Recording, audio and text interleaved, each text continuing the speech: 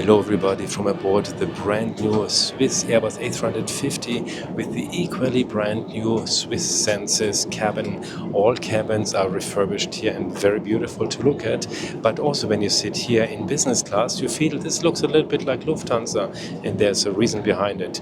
It is pretty similar to Lufthansa, just the design looks a little different. Now we're gonna check out, of course, if that is only the design or if there's more different from Lufthansa Allegris on this very new plane. Now we're going in 1 hour on the SWISS Senses Airbus A350 from Prague to Zurich. Welcome to the Plane Insider. I'm Chris from Travel Sing Fly. Here you'll explore the world's airlines up close, from economy to business and first class, filmed live on board, authentic and full of detail. You'll also discover stunning destinations across all continents and learn how to make premium travel possible through miles, points and insider know-how built over 25 years of experience. Honest, inspiring and entertaining. It's your inside view into aviation and travel. This is the Plane Insider by Travel Sing Fly. Subscribe now and let's fly. With SWISS Senses, SWISS is introducing a completely new cabin, but it reveals also visually that the Swiss national airline is no longer entirely Swiss owned, but rather part of the German Lufthansa group. The seats are very much the same as those of Lufthansa Allegris that was introduced a year earlier, but there are some subtle differences. After my report about the SWISS Senses economy and premium economy class, here's my comprehensive review of the SWISS Senses business class, and I not only flew from Prague to Zurich but also from Zurich to Prague the evening before to make sure I film everything in the short time available. We're taking a detailed look at the business class of this brand new SWISS Airbus A350 during the day and at night, and also peek into the completely new SWISS Senses first class. We'll be discussing some high extra charges, but of course we'll also talk about booking, costs and the best ways to redeem miles with the equally all new Miles and More program. SWISS Senses Airbus A350 has 3 or 4 seats in first class, 45 in business, 38 in premium economy and 156 in economy class, making it more focused on premium classes than Lufthansa, which offers 45 more seats in economy class.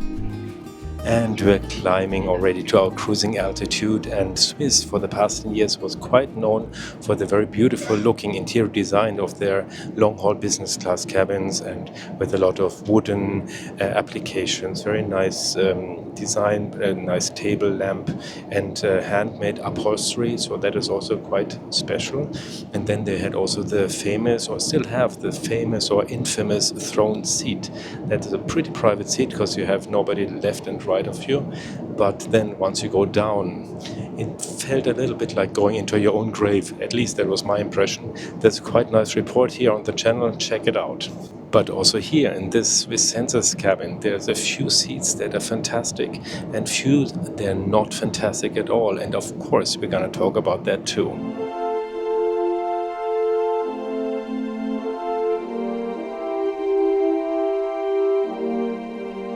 Yesterday I already had the chance to check out this very plane because I went already yesterday from Düsseldorf to Zurich in premium economy class, which was sold as economy class, and also in business class from Zurich to Prague on this very plane as well.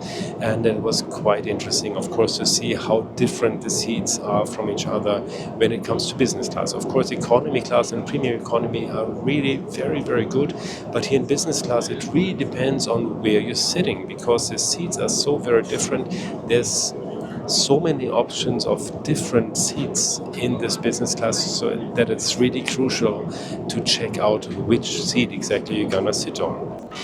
The seat I'm sitting on now is the privacy seat, so that is a really nice seat. It gives you privacy, gives you some space, and that is really a very good seat.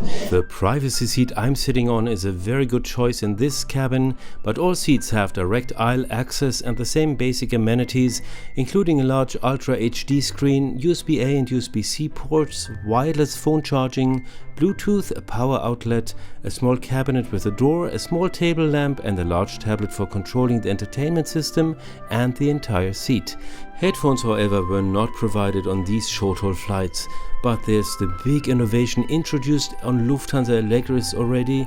The seat can be heated and cooled by in-seat airflow. The armrest can be lowered to get a wider bed when lying down, and there's a quite big table of varying lengths. However, the seat types vary considerably in terms of individual space, storage areas and legroom. Then there's the privacy seat with bassinet that I was sitting on yesterday. It gives you even more space. It's really a fantastic seat.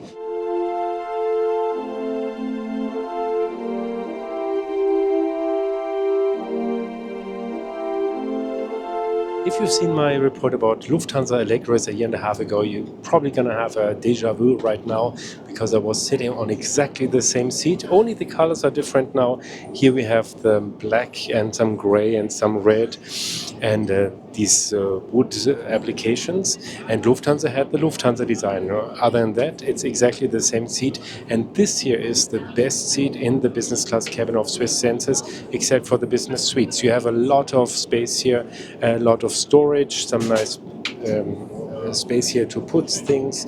You have again another closet here with a door. There's more storage down here, and you have a lot of legroom when you lie down, so that is really nice. And you have two windows. I mean, the business suites are still better, of course. That's the business suites, I mean, of course, but you have to be ready to pay 600 euros only to reserve that seat. I won't do that. However, there's a few seats that you don't want to book on business class here on the SWISS Senses cabin, and that's the so-called classic seats, because they are really very tight. They give much less space, so actually they're very tight and they're quite subpar actually to many competing airlines.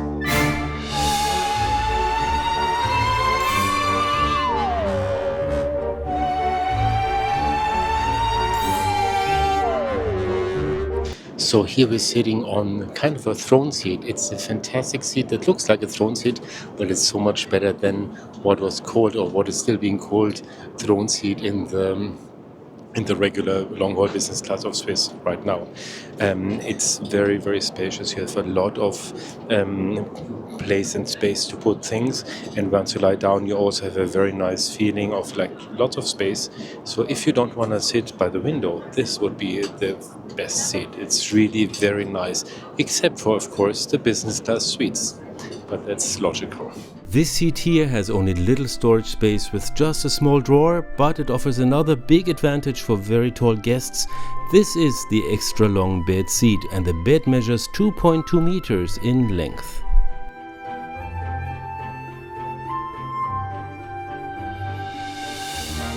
Anyone willing to shell out up to a hefty 600 euros in addition to their business class fare on a long-haul flight can take a seat in one of the 8 business suites.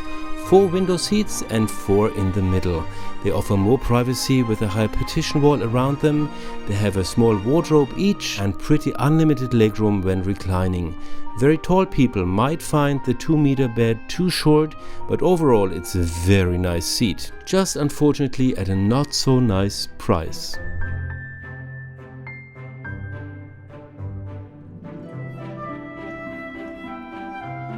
On this flight I also had the chance to see the new SWISS Senses first class, which consists of just one row with, let's say, 3.5 seats, as the middle seats comprise a double suite which can either be reserved for one person only for a very high surcharge, or booked only with a rather close person, since there's only one door for the 2 seats, meaning that in bed position one person has to climb over the other one to get out.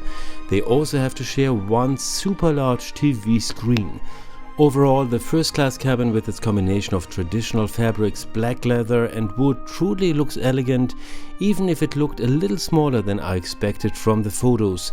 The suites have their own wardrobe, and the black leather ottoman is also very practical, serving as a footrest, a seat and a very chic luggage storage compartment which can be closed. And the suites can be closed from floor to ceiling with kind of a light door that looks like made from felt. Of course, this plane will be flying on long-haul routes in the very near future, and the first destinations will be in North America. And until then, they're just doing these kind of test flights, so to speak, just to try out the plane on shorter routes, just as a training for the staff, with a full passenger load. And so that's kind of a trial per period. And Prague is one of the most flown destinations during that tryout period. Of course, such a short flight doesn't give you the opportunity to see everything that means business class, but of course the seats are very nice.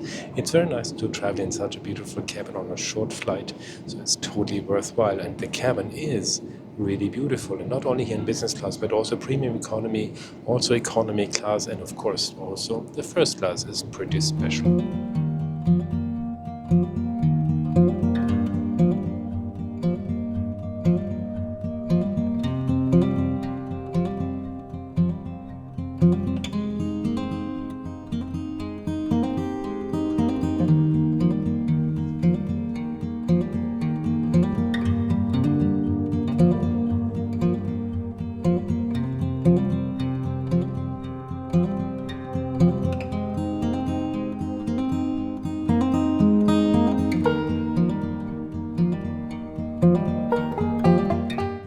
On this short-haul flight, the regular business class service was offered, and while the crew was nice, the catering unfortunately left a lot to be desired. On both flights there was only a small cold dish and no other options at all, since passengers are normally already sitting on standard economy seats when flying regional European business class. Some significantly improved catering on both Lufthansa and SWISS is long overdue. Asian airlines have shown that it's simply a matter of will.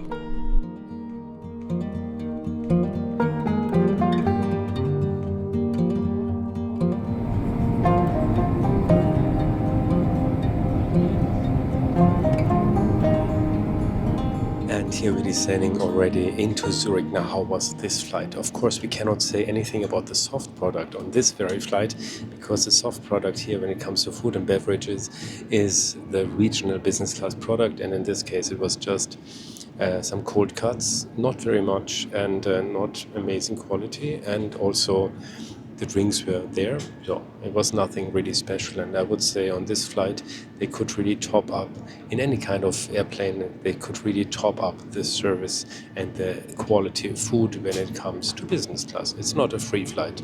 So then when it comes to the seat, and that's the most important thing on this flight now and in this report, of course it's first of all a very nice business class cabin, but it's so important which seat you're gonna reserve, which seat you're gonna book. There's so many different options here, and this seat here where I'm sitting on, the privacy seat, it's really very good. You have a lot of space, you have a nice compartments here, you have a nice surface when you lie down, so that is all a very, very good seat. You should really look for that one. If you want to have even more space, then there's the privacy seat with a bassinet, if there's no parent with a child, with an infant. So that is an even better seat. And then a very good seat is also the XL seat in the middle, which is kind of the further development of the throne seat, with a lot of space, with a lot of space left and right, and also a very nice legroom. So that is also a very good seat.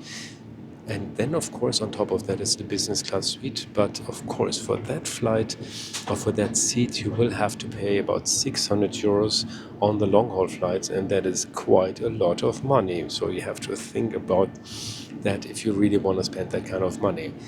But the classic seat, what they call classic seat, is really not a good seat. And that's a little disturbing, to be honest, because that's the only seat that you won't have to pay reservation fees for.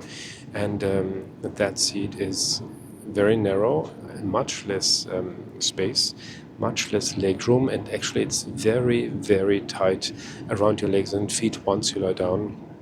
There's hardly any space, and I don't have the biggest feet in the world, also not the smallest, but it was very, very tight, and I don't want to sit on that or lie down on that kind of seat on a long-haul flight. I've flown so many airlines around the world. I think that's really the worst long-haul business class seat I've ever seen, I've ever sat on. And when we look at the other cabins, it's not only business class, it's really very nice and beautiful to look at, but also premium economy class is very good, and that already exists on other planes here at Swiss. And then the economy class is really pretty impressive, with very nice monitor screens and very good legroom, surprisingly good legroom. And I'm just thinking, if I had the choice between paying for an economy class seat here at Swiss and this cabin for an economy class price, or a business class seat with a classic seat and a business class fare, I'm not so sure if I would really take business class. I think I would really take the very good economy class and save the money that I would spend otherwise for a really not very good business class seat. Altogether, a very nice plane. Only interesting now to know how it's going to be with a soft product on long-haul flights.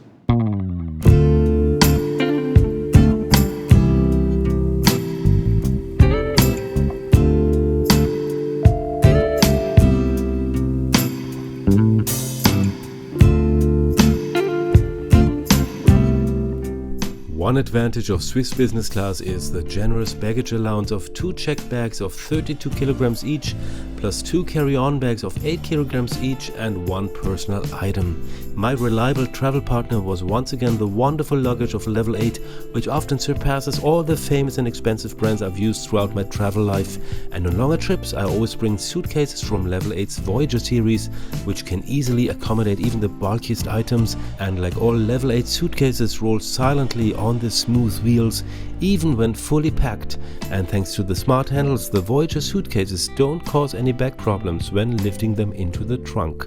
And then there's the sturdy Atlas backpack, which still looks like brand new even after a year of daily use, and it can easily handle 14 kilograms. On this short VIP trip, however, I brought the elegant Gibraltar aluminum carry-on, which also shows great craftsmanship on the inside and feels like a safe on my travels. And just like the carry-on of the Voyager series, it's a real eye-catcher too. If you're interested, check out the video description. There you'll find a link and an exclusive discount code for channel viewers, which you can use to get all Level 8 luggage and accessories at a special discount. Have fun shopping and then enjoy some truly great luggage. Now, a very popular topic on my reviews: how did I book this flight and how much did it cost? Now, that is especially interesting after Miles & More changed all their miles redemption policy in June 2025, and now it's a very new system. It's a dynamic system, and it really depends on which origin and which destination airport you combine, and according to that, the miles redemptions can be very different from each other. Also, going to a town and coming back again from that town can also result in very different miles values depending on which direction you go. Now, I went yesterday from Zürich to Prague, and that would have been actually 26,000 miles plus about 60 euros in taxes, but that is quite a high amount of miles. But if you take a train commute from Basel, which is just 1 hour away by train, to Zurich and then take the flight, then the whole thing, the whole connection was down to 11,000 miles. Of course, that's what I did. So you saved more than 15,000 miles only by taking a train an hour before the flight. Going back from Prague to Zurich, it's also not 26,000 miles, but only 15,000 miles. So it's the same flight, more or less, just the other way around, and you have a totally different amount of miles again. Now, I go from Prague to Zurich and then later today on to Vienna, and suddenly it's not even 15,000, but it's even down to 9,000 miles. So for the whole connection, Prague to Zurich to Vienna, I pay 9,000 miles and about 90 euros in fees. So that's a really very, very good value and very good redemption actually for your miles. And it's just very important that you have a look at destination and origin and stay a little flexible, because right now, especially if you depart from northern and eastern European airports going somewhere also on a long haul route, you can get really fantastic bargains for miles. And sometimes you get redemptions for amounts of miles that were not possible before the change of the miles and more redemption system.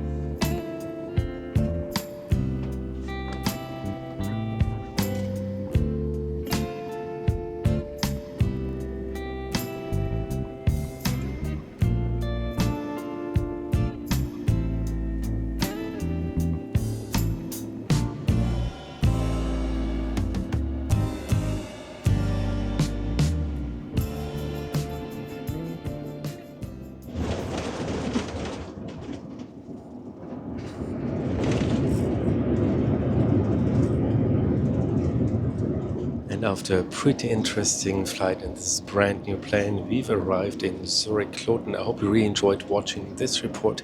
If yes, give me a thumbs up, subscribe to the channel, that's really important, and write all your comments. There's much more behind each of my videos than meets the eye. Nothing is produced quickly or haphazardly here. That's why this channel is different. Every shot, every edit, every piece of research is done by hand with a lot of time, passion and attention to detail. If you appreciate this, then please subscribe to the channel right now. And if you would like to support me further, leave me a super thank or buy me a coffee or two with a little link on the screen. This will help me continue producing honest, independent airline reports and travel videos. Thank you so much for being part of this, because without you, much of this would not be possible. And another really interesting report would be this one over here. Check it out right away. I'm Chris. Thank you for watching.